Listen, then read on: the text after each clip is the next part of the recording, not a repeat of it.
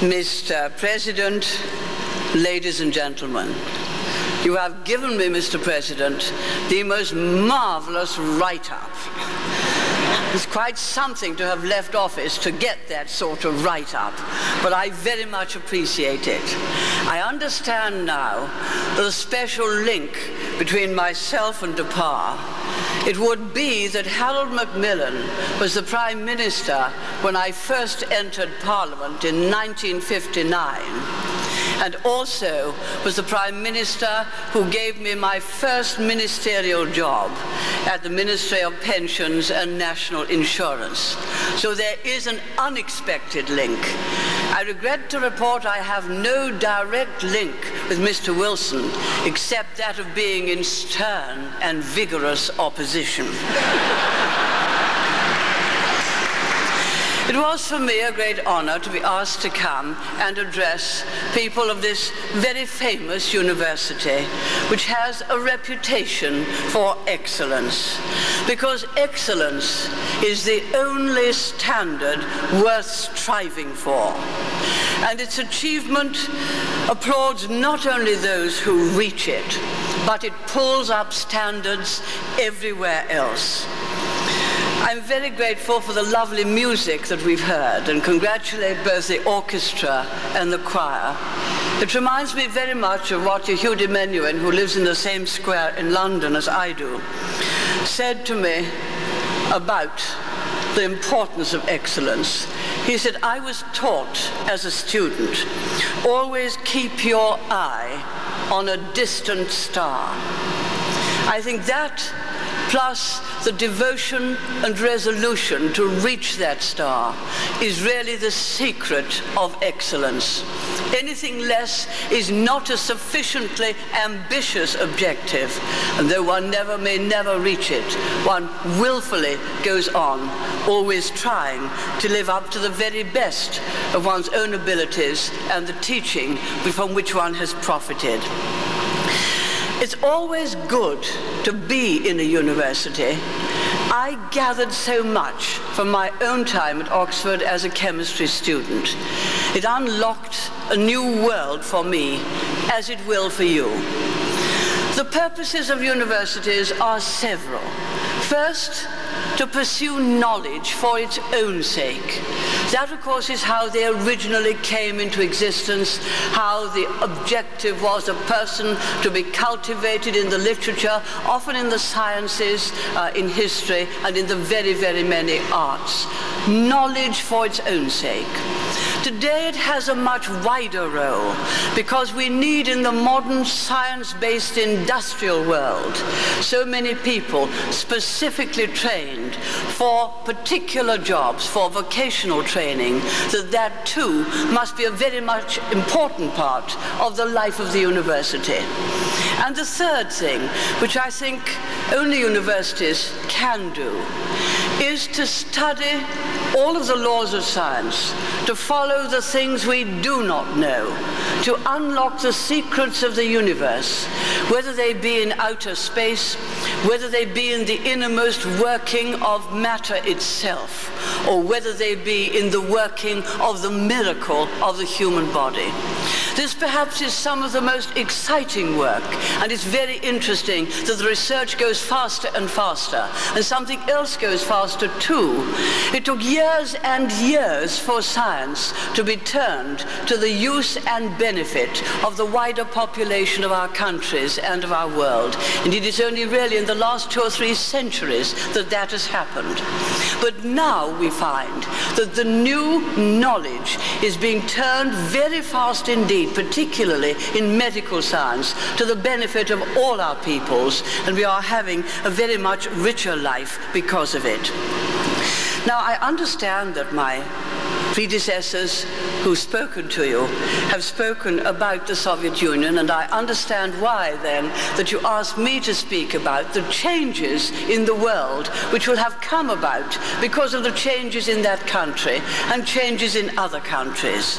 Before I turn directly to that, and conscious of the fact that we're coming up to the end of a very remarkable century, I think it might be as well to put everything into context by just looking to see how much better a century this is as we have come up towards the end of it than it ever was at the beginning, so that we may therefore determine to make advances in the century that is to come from the knowledge and understanding that we now have. I've chosen to take a few points. At the beginning of this century, very brutal tyrannies arose, and we had to defeat them. Brutal tyrannies, the most obvious ones were fascism in Germany, also in Italy, the fascism in Japan, had first to be beaten, both in the First World War and again in the Second World War. We went to beat them by battle, because they were totally at odds with all of the ideals which we in the Western world had built up and which we held. And we found that it very strange that in the 20th century, when we knew what constituted civilization, that there should still be countries in the world which fell under the total domination of a tyrant and could not free themselves. So we had the rise and defeat of fascism in this century. The defeat because of the great ideals of the Anglo-American alliance. And now we have more democracy.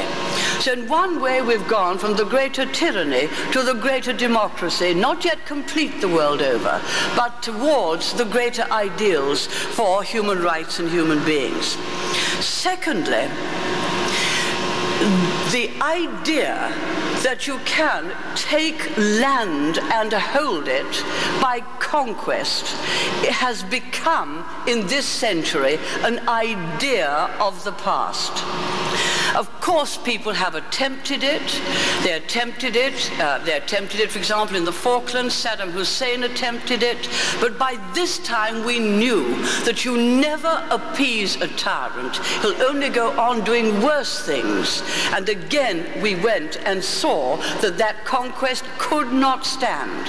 And it is now accepted in international circles, apart from a few tyrants who have been born throughout time and will be born again, that it is not acceptable as a basis for conducting international relations.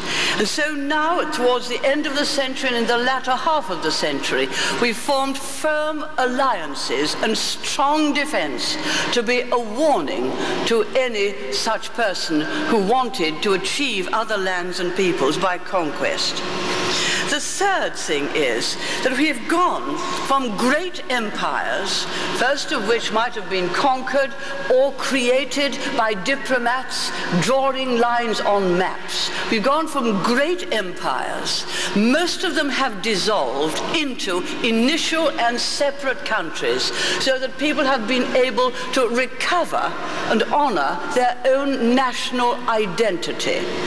If you look, that is really very much the lesson of the last century and this. As the number of empires that broke up, you could count their legion. The Turkish Empire, the Ottoman Empire, broke up after World War I. The German Empire, broken up after World War I. The great Austro-Hungarian, the Habsburg Empire, broken up in the same way after World War I. The Dutch Empire, they used to own Indonesia, broken up after World War II. The Belgian Empire, the Portuguese Empire with Mozambique and Angola, also fallen apart. The Spanish Empire too, long since. Even that very nice benevolent organization, the British Empire, has, in the post-war period, and we were only 5 independent countries when we fought the Second World War, Britain, Australia, New Zealand, Canada, and South Africa, has gradually brought each and every former colonial territory to independence, varying from India of 700 million people to small islands in the Caribbean or in the Pacific, such that now it has become a commonwealth, and 50 nations that used to belong to the British Empire now are full members of the United Nations nations, each with a vote. So we have nations put together artificially have tended to revert to their own national identities. The two examples of this century that are most recent are, of course, the Soviet Union, which was an empire put together and held together by force, and I'll speak more about that later. And we are now seeing Yugoslavia, which is put together artificially after World War I from peoples who had no natural sense of identity. On the contrary, some of them always looked to the West, others always looked to Russia and to the East. They had no natural sense of identity. After Tito died, they held together for a little bit. Now they're falling apart. So we mustn't be surprised if, in fact, we get the same thing happening in the Soviet Union. It is rather a more natural consequence of the previous force that once that has been removed, people wish to return to something to which they have a natural link. The fourth point, at the beginning of the century, there was no international structure to uphold what we would call civilized values. Of course, it was done by many summit nations, by various congresses, as foreign ministers met together, and later heads of government met together. But we hadn't got an international structure at all. There was great talk of it after the First World War in the United States. That's when the expression, a new world order, first came into existence. And of course, they formed the League of Nations. It didn't work. The United States never joined. It didn't work at all. But now, coming to the end of this century, we do have a great international structure which is only just beginning to work. It is, of course, politically the United Nations, of more and more members as each nation comes up to membership, the United Nations, with 5 permanent members, the United States, the Soviet Union, China, France, and Britain. They hadn't until recently worked together because the fundamental philosophies under which, if you could call Marxism a philosophy, the fundamental ways in which the countries worked were so different that it was extremely difficult for us to work together. We are now doing so since the crumbling of communism.